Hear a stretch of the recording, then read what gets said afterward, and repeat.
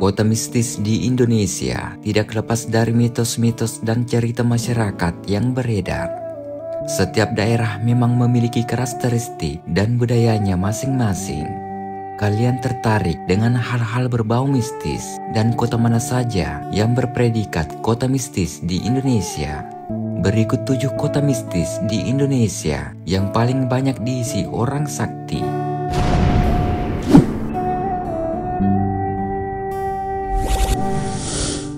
Yang pertama, Banyuwangi, kota mistis di Indonesia yang dijuluki kota santet. Banyuwangi merupakan kabupaten terluas di Jawa Timur, bahkan Pulau Jawa. Luasnya bisa mencapai 5.782,50 km persegi. Wilayahnya cukup beragam karena terdiri atas pegunungan dan juga daratan. Bagian selatannya adalah perkebunan dan kawasan konservasi yang dilindungi oleh cagar alam, yakni Taman Nasional Meru Betiri. Kawasan Banyuwangi mendapat banyak julukan, salah satunya Bumi Blambangan karena tidak terlepas dari sejarah kerajaan Blambangan. Julukan kota santet sendiri dipercaya sejak peristiwa memilukan 100 orang terbunuh secara misterius karena menggunakan ilmu santet. Yang kedua, Banten yang tidak terlepas dengan Debus. Debus dan Banten memang tidak terpisahkan dan selalu berkaitan. Debus sendiri merupakan kesenian yang mempertunjukkan kemampuan luar biasa dari manusia. Misalnya saja kebal air ataupun kebal senjata. Kesenian ini sudah ada sejak lama pada abad ke-16 ketika Maulana Hasanuddin 1532 sampai 1570 memerintah. Kesenian Debus yang sering dipertontonkan adalah menusuk perut dengan tombak, mengiris bagian tubuh dengan golok, memakan api, dan menusukkan jarum kawat ke lidah. Yang ketiga, Pati, kotanya dukun. Pati ternyata selama ini dikenal sebagai pusat bisnis gaib dan diprediksi memiliki markas besar paguyuban paranormal Indonesia.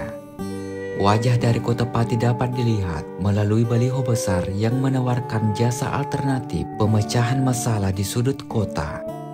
Di setiap akhir pekan, para tamu dari luar akan datang dan merupakan pasien dari sejumlah paranormal. Ibaratnya 1-2 orang ngetop, yang lainnya akan ikut nongol. Yang keempat, Tapak Tuan, Kota Naga. Tapak Tuan merupakan ibu kota dari Kabupaten Aceh Selatan yang menyimpan cerita menarik tentang legenda naga. Legenda Tuan Napa dan Putri Naga sudah menjadi sejarah lisannya masyarakat secara turun-temurun. Pasangan yang mendiami Teluk Tapak Tuan tidak memiliki anak dan diusir. Suatu ketika, mereka mendapati anak perempuan yang terapung di laut dan dirawat dengan penuh kasih sayang. Saat sudah dewasa, gadis itu bertemu dengan ayahnya yang merupakan sang raja dari kerajaan Asralanoka di India Selatan. Namun, sepasang naga tidak terima dan berkelahi dengan Tuan Napa yang berhasil mengalahkannya. Yang kelima, Kota Saranjana, Kalimantan Selatan. Kalian yang belum mengenal jauh kota Saranjana pastinya hanya mengira kota mistis di Indonesia tersebut sebagai kawasan asri dan memiliki pemandangan alam mengagumkan. Namun, kawasannya ternyata banyak dikenal sebagai kota gaib karena dihuni oleh para jin. Yang keenam, Kota Tua Jogja, Yogyakarta. Kawasan Kota Tua Yogyakarta memang berada di sekitar Benteng Pridabur. Hal yang membuatnya angker adalah sosok perempuan Belanda berkaki kuda dan suara derap kaki tentara. Karena budayanya yang masih kental, beberapa lokasi di kawasan ini masih dianggap angker. Yang ketujuh, Bali.